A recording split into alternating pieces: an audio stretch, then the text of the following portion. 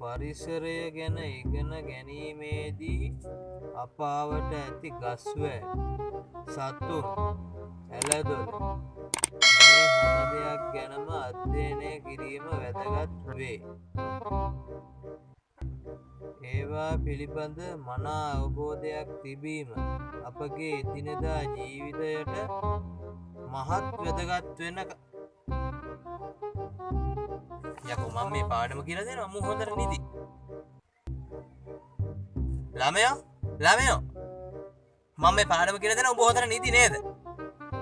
මොන නිදාගෙන ඉල්ලද්ද තාත්තේ? තාත්තගේ කෑ ගහILLත් එක. යකෝ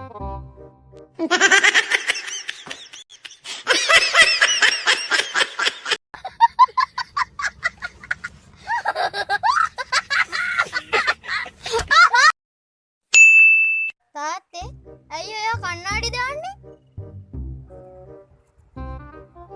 කන්නඩි දාන්නේ අයියන්නේ මට දුර තියෙන දේවල් පේන්නේ නැති ඉතින් කන්නඩි දාන්නේ. ඉතින් අපර කණ්ණාඩි දාන්න ඕනේ. ඇයි ඒ? ළඟට ගිහින් බැලුවා නම් ඉවරයි. පාලෙන් මගේ මුකුත් අහගන්න නැතුව. මං ඇත්තනේ කිව්වේ.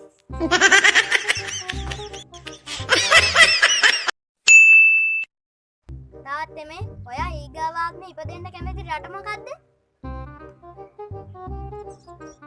වෙන කොහෙද ළමයෝ ඉතින්? ලංකාවේ තමයි. ඒ මොකද?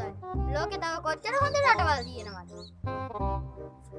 කොච්චර රටවල් තිබුණත් මට ඒ රටවල භාෂාව බෑනේ. මට පුළුවන් සිංහල විතරයිනේ.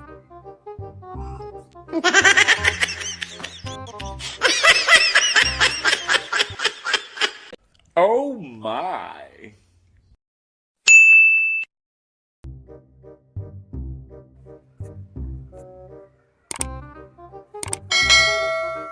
මොකද පුතේ? මුකුත් නෑ තාත්තේ. මොකද අද දුන්න පේපර් එක හොඳට ලිව්වද?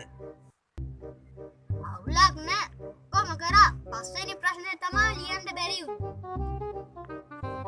ඒ මොකද ළමයෝ ඒ? නෑනේ. ඒකේ අහලා තිබ්බ හිතනවා කියන වචනේ අතීත කාලේ පදේ මොකද්ද කියලා. ඉතින් මම හිතුවා මතක් නේම නෑනේ.